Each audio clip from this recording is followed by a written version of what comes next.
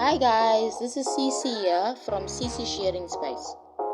In this space, we share views and information on self-development and relationship building. Please subscribe to my channel and click on the notification button and to receive notifications for the new videos. And also, don't forget to click on the like button. Enjoy, thank you. Hi guys, thank you for joining my channel once again. This is Cece in Cece's Sharing Space. Today I'd like to speak about the topic seeking closure or seeking reconciliation. This is in terms of relationships. There's a program on DSTV called One Night with My Ex, which is quite interesting because it speaks about couples that long broke up, relationship ended, and then maybe like 2 years, 4 years later, even 6 years later, they come and they take part in the show so they can have closure or reconciliation. So you sit there watching the program and you see the dynamics of how the people interact. These are people that have broken up for painful reasons, and some others just for because the relationship ended. Just they both decided not to move forward, but now they're deciding years later, months later, that they're gonna come back and then try and reconcile, or just to seek some closure on what happened in the relationship. This makes life quite interesting if you think of it, because it made me think that in relationship there's a beginning and there's an ending, and there's an in-between middle part of where the people are working together, building a life together. Now relationships begin for many reasons, right? We need to understand that people have their own intentions when they come together as a couple to be part of a relationship. They come together because number one, they want to share a life with each other, they want to get to know each other, or sometimes they want to share financial responsibilities, and that's okay as well. Because at the end of the day, everybody has a choice to make regards to why they're in relationships. Some people say, well, I'm in the relationship because I know that I need someone to help me financially. I need financial backup in my life.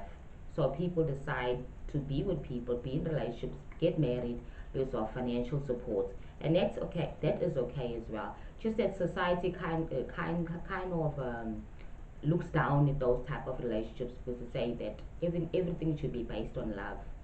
So the question is love as an emotion, is it enough? Is love as an emotion, is it enough for a relationship? Is it enough to fuel a relationship and let it move forward? That's another question for another video. But now today I'm going to speak about basically the beginning, the middle, and the closure parts of relationship and why they close. So as I said, relationships begin for different reasons: for support, financial support, for emotional support, for so-called love or infatuation. Because most of us, to be honest, don't know what's the difference between love and infatuation, and also sexual attraction. Because the first thing when you meet somebody, you first attract to the person in a physical way. You don't say, oh no, I'm attracted to the way the person thinks. No, you say, yes, I'm attracted to her because of her body, because of her smile, because what I can see with on her, not because the fact that I like her personality. I'm still getting to know her, and in the relationship it continues. So that's the journey of a relationship. So these couples come together after breakup. So breakup is like the end of the relationship, where sometimes it'll be a painful end, and sometimes it'll be a relationship where they both decided they're not going to go on because it's not working. And that's very seldom. Most of the time there is somebody within that relationship, the man or the woman, who decides to call it quits. So this show is quite interesting because they come together, and as a viewer, you're watching and you're trying to understand how is this going to end. And sometimes as I realize is that they there for the night, for sex. Maybe, like they say that sex with your ex is best for some reason, especially if you had a great sex life. And that's just the truth of the matter with life. We are people and we do things, anything, and we shouldn't judge each other on that. Anyhow, the program isn't an emotional program because the couples first talk about what happened in the past relationship, why somebody hurt the other person, how the other person felt. So they try and give the emotional reasons and say, this is how I felt, when you did a certain thing, if the breakup was because of somebody cheated within the relationship. So closure, what is closure? Can we really get closure in a relationship that's ended? And in most cases, I've noticed as a female, me myself, in my past relationships before I got married, my last relationship before I got married was a very painful relationship, and I kept on going back and forth to that person. In most cases, I will break up with the person, the next minute I want closure.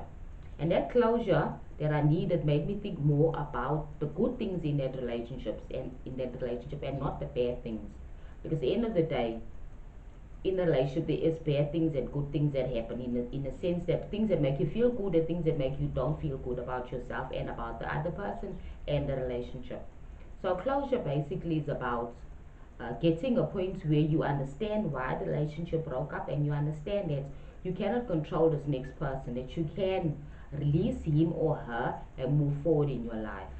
It can be a very painful process because in the show One Night with My Ex, I can see that one of the partners is normally the one hurts, normally the one that's crying and asking for the answers. Maybe because that person really invested a lot in that relationship. Because in relationships, there has to be one of the partners who invests the most. You can hardly find, or even in most cases, never find a relationship where both partners are equally invested in the relationship. That's very seldom. It does happen, but it's an anomaly. It's not something that normally happens in relationships. So then you find that the one partner who's seeking the closure is now sitting there and asking all the questions. And somehow deep inside that person's heart, they're wanting to reconcile. They're wanting to see if this person really wants to get back to them or if this person's really that same bad person. If the person hasn't changed. So that's what happens in the program. And it's quite interesting because at least it's a great platform where people can just express how they feel about their past relationships and if they want to move forward or if they want to finalize it and don't ever go back to with the person. But just about that, just give me a minute. So you see, so closure is important because it gives us answers on what happened if you need that closure. But I myself think that closure is a painful process. You need to uh, work through a relationship breakup on your own because once you with that other person, it even hurts more because now that person is, in most cases, not recognizing their part they played in the breakup. And then there's the other side of the coin where they actually reconcile when the person decides to stay the night and they have sex and they decide to reconcile. So we don't know what happens after that program because after that night they share together, we don't know what's going to happen in their relation going forward. But I bet you most couples that do decide to stay in and spend the night together, they don't really get back together because at the end of the day, you cannot decide on your future in one night. You really cannot because it's a process, a journey, and you need time to see if that person's habits have not changed or if they have changed. You need to see if you're all compatible, if those same patterns are still there. And another thing is that people don't understand that pain never really goes away if you don't release it. You release the pain, but the memory of the hurt and what the person does is always there. So how do you go on with a relationship that you broke up with the person, now you're back with the person because you want to reconcile and try again, but you still having those memories, you're still not trusting that person. You're still checking the person's cell phone. You're still checking and doubting him and questioning every move he makes because of the past. That is why, for me, my opinion is the best thing to do is get the closure and move forward. Either get the closure from asking that person what happened and try to unpack it, or you can actually do it on your own. But we'll see a psychologist or somebody you can speak to, somebody can help you unpack your emotions and how you can really go forward. Because most people blame themselves for relationship breakups. They blame themselves and they feel they're not worthy of good relationships. And this can be quite tricky, you see, because the mere fact is that there's two people in a relationship, and in most cases, it takes only one person to break up a relationship. You seldom find people saying, "Okay, let's jointly decide to break up now." That would be very strange because We are different people and we have different emotion needs and thoughts about the relationship, and our backgrounds are also different. Some people are brought up in homes where there was a married mother and father were married. It was a united family. The father, mother was there for them. They saw what a relationship should be. So they grew up with the understanding that a relationship or a marriage is about two people together working in a relationship and bringing up their children and being a family. And some of us are from the opposite side, the opposite spectrum of coming from single parent homes, or even growing up with our relatives, not with our parents. So we haven't seen that. And we have a different type of view of what a relationship is really is, and what is marriage, and what is love. You see, so people decide to move forward, others don't. So if you decide that you're calling it quits and you're moving forward, good for you, because then now you're giving yourself a chance to move forward. But you need to also release that pain and disappointment from the relationship. If the person cheats and if the person is abusive, you need to release that pain and forgive that person, because that, so that's what I'm thinking too as well.